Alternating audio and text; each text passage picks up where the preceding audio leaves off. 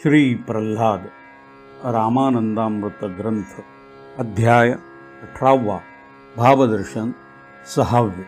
सद्गुरूंनी जीवनभर ज्ञान, वैराग्य, भजन, सत्कर्म, नीती, निरूपण आणि न्याय याच गोष्टीच्या आधारावर जीवन जगावे आणि परमेश्वराने आखून दिलेल्या मार्गाने जावे असा उपदेश केला. श्रवण करावे, मनन करावे आणि सत्कर्मावरती चालावे हाच त्यांचा उपदेश राहिला. फारशा ग्रंथांचा आधार न घेता आचरणाने या गोष्टी सिद्ध कराव्यात हा त्यांचा आग्रह राहिला. खरे म्हणजे आमचे सद्गुरू हेच दासबोध आहे, प्रत्यक्ष दासबोध. त्यांच्या शरीरावरची सुरकुती म्हणजे जणू काही दासबोधातल्या ओव्या आहेत. सगळा अर्थ त्यात भरलेला आहे. सद्गुरू हेच आत्मबोध आहे.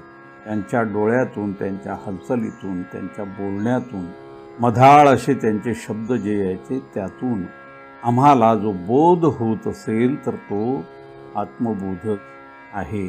क्षणाक्षणाचे, पळापळाचे त्यांनी नियोजन केले आणि सत्कर्मामध्ये कसे राहावे हेच आम्हाला शिकवले. त्यांच्या वागण्यातून हाच बोध आम्हाला झालेला आहे. त्या परमेश्वराच्या पायाशी बसून म्हणूनच आपण अशी मागणी मागितली पाहिजे, संकोच सगळा सोडून दिला पाहिजे आणि या भगवंताला, या परमेश्वराला, प्रत्यक्ष आमच्या महाराजांना आम्ही मागणं मागितलं पाहिजे आता की हे सद्गुरुराय आमच्या मनातला हिणकसपणा जाऊ दे. आम्हाला असंच वाटू दे की सगळ्यांचं कल्याण व्हावं, सगळ्यांना निखळ शुद्ध ज्ञान प्राप्त व्हावं, सगळ्या देवांनी त्यांना प्रसन्न व्हावं. सद्गुरू प्रल्हाद महाराजा हेच आमचं आपल्याकडे मागणं आहे. ज्या कन्या आहेत त्या कन्यांना उत्तम पती मिळावे, त्यांना पुत्रांचा लाभ व्हावा, पुत्रपौत्रांनी त्यांचं घर समृद्ध व्हावं असंच आम्हाला वाटतं आहे. सगळ्या पीडा आयुष्यातल्या ज्या आहेत त्या पीडांचा नाश झाला पाहिजे. माणसाचे मनोविकार नष्ट झाले पाहिजे. जगण्यासाठीचा त्यांना मार्ग सापडला पाहिजे. उदरनिर्वाह झाला पाहिजे असं आम्हाला वाटतं.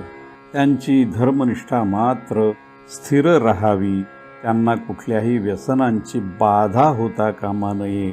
घरामध्ये शांतता नांदावी असं आम्हाला वाटतं. स्त्रियांच्या बाबतीत म्हणाल तर त्यांना वांझपणा कधीच येऊ नये. असल्यास तो दूर झाला पाहिजे आणि सन्मार्गावरती सर्वांचे पाय घट्ट राहायला पाहिजे. अध्यात्मामध्ये प्रगती हेच यश, तर हा यशोदीप त्यांच्या आयुष्यामध्ये तेवत राहावा. त्यांच्या मनामध्ये कोणाच्याही बाबतीमध्ये शत्रुत्व येऊ नये. अगदी थोडंसंही शत्रुत्व येऊ नये, थोडासाही दुष्टपणा त्यांच्या अंगी राहू नये. दुर्वर्तन करण्याची इच्छा काहीच वाटू नये. दुर्वर्तनाच्या मार्गाचा त्यांनी तिरस्कार करावा असं आम्हाला वाटतं. त्यांनी सगळ्यांनी रामनामामध्ये रममाण व्हावं, तशी बुद्धीच त्यांना व्हावी असं आमचं आपल्याकडे मागणं आहे. सद्गुरुराया आपण हे आमचं मागणं पूर्ण करा. आम्हाला परमार्थाचा ग्रांथिक अर्थ जरी कळला नाही तरी व्यावहारिक अर्थ आमच्या ध्यानात यावा, आमच्या वागण्यामध्ये परमार्थ यावा असं आम्हाला वाटतं आणि अंतसमयी आम्हाला मोक्ष प्राप्त व्हावा ही आमची आपल्या चरणापाशी आग्रहाची मागणी आहे. या बाबतीत आम्ही हा संकोच सोडू न दिलेला आहे. असं मागणं आपण आपल्या सद्गुरूंच्याकडे सगळे मिळून करूया. काय झालं, 1978 साल आलं. सद्गुरूंची तब्येत अधिकाधिक ढासळत चालली. सद्गुरूंना आतून संकेत मिळाला की आता आपला हा अवतार आटोपता घेण्याची वेळ आलेली आहे. आता आपल्या आयुष्याचे काही महिनेच उरलेले आहेत असं त्यांना वाटू लागलं. त्याच वेळेला त्यांच्या भेटीसाठी म्हणून लोणारचे मधुकरराव कायंदे हे साखरखेड्याला आलेले होते. सद्गुरूंच्या तब्येतीची अवस्था त्यांनी पाहिली आणि सद्गुरूंना त्यांनी कळवळून अशी विनंती केली की महाराज, आपण माझ्याकडे काही दिवसासाठी, काही काळासाठी विश्रांतीसाठी यावे आणि तिथे आपल्यावर आमचे बंधुराज जे वैद्य आहेत आणि पंचक्रोशीमध्ये प्रसिद्ध आहे, त्यांचा औषधोपचार आपण तिथे आमच्याकडे घ्यावा अशी मी आपल्याला विनंती करतो. आपण आमच्याकडे चलावे. आता हे जे मधुकरराव कायंदे होते ते सद्गुरूंचे निस्सीम भक्त होते आणि सद्गुरूंच्या मनामध्ये त्यांच्याविषयी अत्यंत प्रेमभाव होता. सद्गुरूंनी त्यांच्या विनंतीतला तो प्रामाणिकपणा पाहिला आणि तात्काळ त्यांच्याकडे जाण्याचा त्यांनी निर्णय घेतला. त्यांना होकार दिला. साधारणपणे 2.5 महिने सद्गुरू त्यांच्याकडे लोणारला राहिले. त्या काळामध्ये त्यांचे जे बंधू होते दिगंबर पंत कायंदे यांनी त्यांच्यावर आयुर्वेदिक उपचार केले. आता हे जे दिगंबर पंत होते हे अत्यंत शिस्तप्रिय आणि त्यांचं जे औषध ते ज्या व्यक्तीला द्यायचे त्यांनी पथ्यपाणी अगदी व्यवस्थित पाळलंच पाहिजे असं ते कठोरपणाने सांगत असत. प्रसंगी ते अतिशय कटू देखील बोलत असत.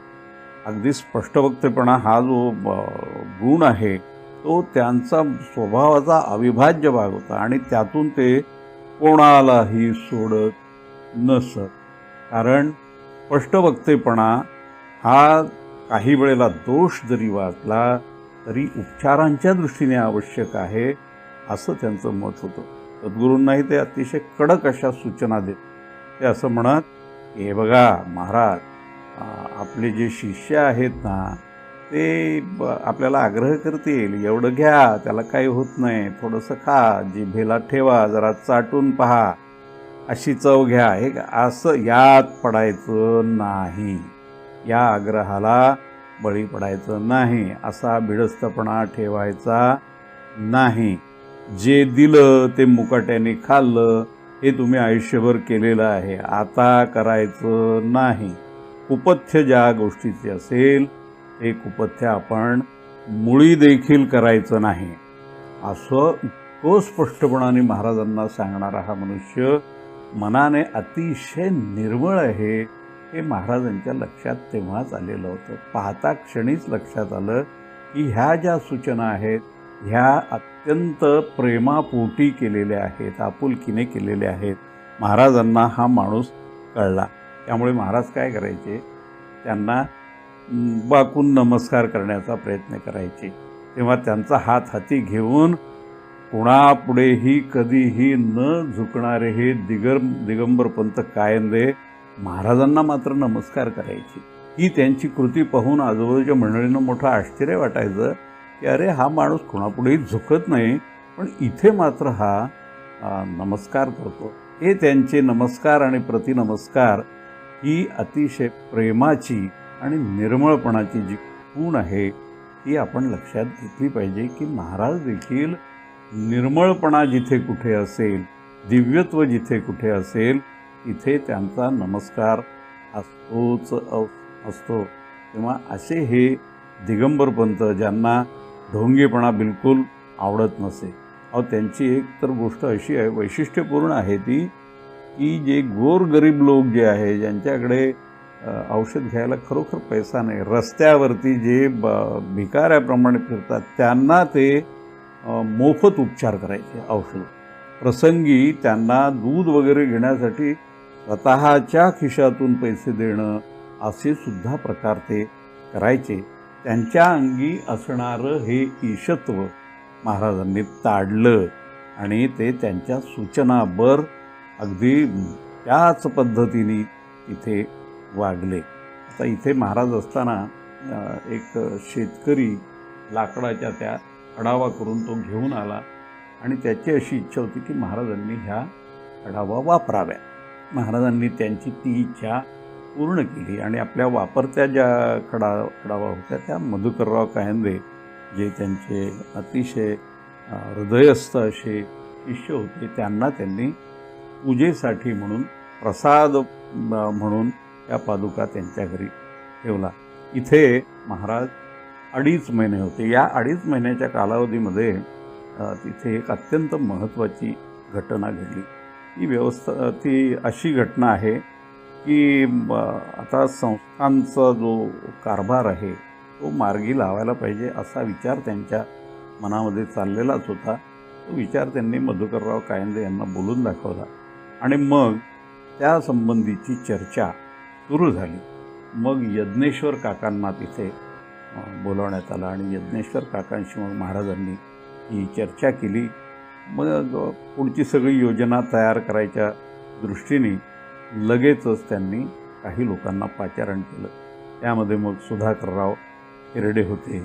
त्यानंतर त्या कार्यकारिणीमध्ये पहिल्या कार्यकारिणीमध्ये काम करण्यासाठी म्हणून त्यांनी अनेक लोकांना पाचारण तिथे केलं. त्याच वेळेला सुधाकरराव हिरड्यांनी असा विचार केला की सद्गुरूंच्या खरे म्हणजे वारस म्हणून आत्ता जर कोणी असतील तर ते मधुकरराव किंबहुने आहेत असं त्यांच्या मनाने विचार केला.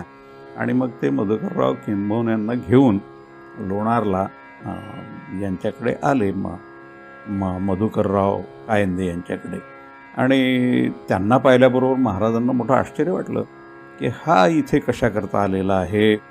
मग त्यांनी काय केलं की मधुकरराव किंबहुन्यांना बोलावलं आणि एका खोलीमध्ये दार बंद करून त्यांनी विचारलं की तू कशा करता आलास. तर मग मधुकरराव किंबहुने सांगितलं की मला सुधाकरराव हिरड्यांनी इथे आणलेलं आहे आणि इथे काहीतरी आता विश्वस्त मंडळाची स्थापना होते आहे वगैरे असं त्यांनी मला काहीतरी सांगितलं. महाराजांनी अतिशय स्पष्ट शब्दात सांगितलं की मधुकरा तू माझा ऐक, ही जी संस्था आहे ही रामाची संस्था आहे, माझी नाही आहे आणि परंपरेने चालणारी ही गादी नाही, माझी गादी नाही. त्यामुळे यावरती तुझा हक्क पोचत नाही. हे सगळं रामरायाचं आहे, लोकांचं आहे आणि लोककल्याणासाठी आहे. इथे कुठलाही वारस वगैरे असण्याचं काहीही कारण नाही. व्यवहारात ते योग्य नाही. माझा वारसाच तुला जर हवा असेल तर माझा वारसा कोणता आहे तर अध्यात्माचा वारसा आहे, रामरायाच्या प्रचाराचा वारसा आहे. तो वारसा तू जरूर घ्यावा, परंतु व्यावहारिक जो स्वार्थ आहे त्या स्वार्थाला मात्र तू बळी पडता कामा नये. हे त्यांचं सगळं बोलणं ऐकलं आणि मधुकरराव किंबहुने यांना तात्काळ त्या गोष्टीचा अर्थ कळला. कारण त्यांच्याकडे महाराजांचं खरं वारसपण होतंच ना. त्यातला जो तत्वार्थ आहे तो तत्वार्थ त्यांनी लगेच ग्रहण केला आणि होकारार्थी मान हलवली. पटलं आहे असं सांगितलं. त्यातली इष्टता त्यांना तात्काळ लक्षात आली आणि त्यांनी काय केलं की महाराजांना सांगितलं की हो मला हे सगळं पटलं आहे आणि मला काही या विश्वस्त मंडळामध्ये यायचं नाही.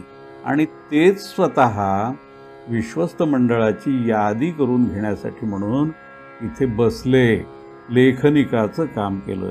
मग त्या विश्वस्त मंडळात पहिल्या विश्वस्त मंडळामध्ये यज्ञेश्वर काका, सुधाकरराव हिरडे, देसायांच्या घरातून देशपांडे कोणीतरी एक, बाळमाई, कृष्णराव देशपांडे पातुरकर आणि स्वतः मधुकरराव कायंदे ही सगळी विश्वस्त मंडळी तिथे नेमण्यात आली. आणि मग या विश्वस्त मंडळींनी पुढे ज्या घटना घडल्या त्यानंतर ते विश्वस्त मंडळ त्यांनी निर्माण केलं आणि या संस्थांचा कारभार अत्यंत चोखपणे, निर्लेपपणे आणि ही सेवा जी आहे ही रामरायाची सेवा पुढे पुढे कशी जात राहील हा उद्देश समोर ठेवून ही संस्था त्यांनी एकजुटीने वाढवत नेण्याचा प्रयत्न केला. या ठिकाणी भावदर्शन 6 आपण थांबवूया.